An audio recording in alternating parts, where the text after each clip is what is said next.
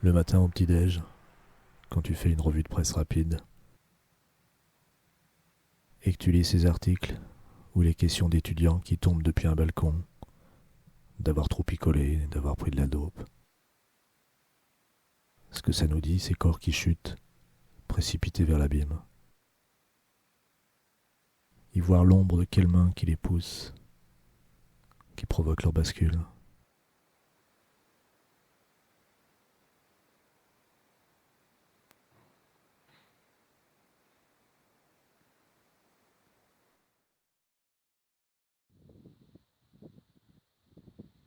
Si l'on pouvait seulement goûter son néant, si l'on pouvait se bien reposer dans son néant, et que ce néant ne soit pas une certaine sorte d'être, mais ne soit pas la mort tout à fait. Il est si dur de ne plus exister, de ne plus être dans quelque chose. La vraie douleur est de sentir en soi se déplacer sa pensée. Mais la pensée, comme un point, n'est certainement pas une souffrance. J'en suis au point où je ne touche plus à la vie, mais avec en moi tous les appétits et la titillation insistante de l'être. Je n'ai plus qu'une occupation, me refaire.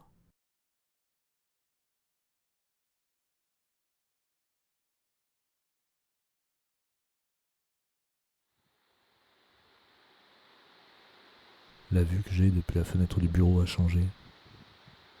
Le laurier d'un voisin a été coupé. J'ai commencé à retranscrire la version écrite du journal filmé depuis février 19.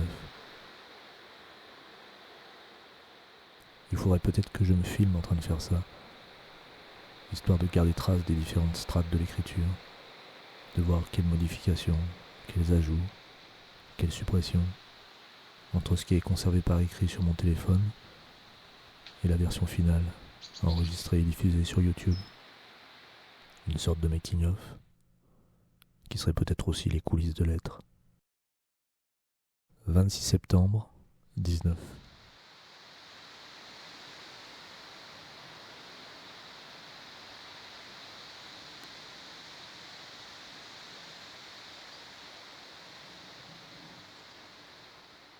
Arnaud de la Côte a laissé un commentaire sur le journal du 9 septembre. J'ai filmé les chambres d'Elsa et d'Étienne. Arnaud me dit qu'il n'ose pas inclure dans son journal les plans réalisés dans la chambre de sa fille absente. J'y réfléchis et je me dis que je filme des traces, que je filme l'absence. Je me demande même si en général je ne filme pas mon absence, mon retrait du monde. Si je ne filme pas aussi à cause de mon retrait partiel du monde.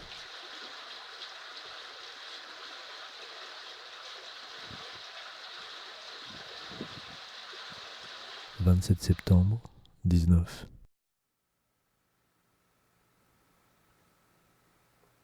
Il n'est pas l'homme des paperasses, des notes, des mémorandums, de la méticulosité. Malgré la complexité de son activité, il n'a jamais sur lui de quoi écrire. Tout est dans sa tête. Néanmoins, depuis qu'il est ici, l'envie lui est venue plusieurs fois, non pas de tenir un journal, mais d'écrire parfois un mot ou deux, afin de retrouver plus tard les étapes de son évolution. Cela paraît prétentieux. La vérité est pourtant simple. Il a abordé, dans le silence de sa chambre, tant de sujets qu'il risque de s'y perdre. Plusieurs de ces sujets touchent à l'essentiel, il le sait, même s'il ignore comment et pourquoi.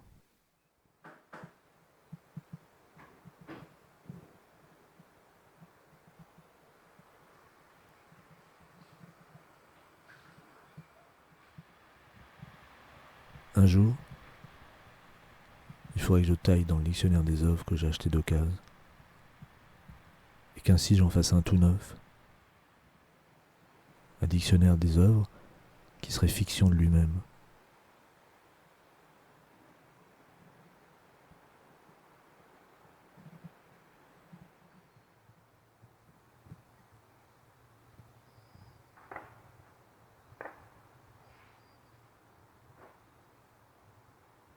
« 29 septembre, 19.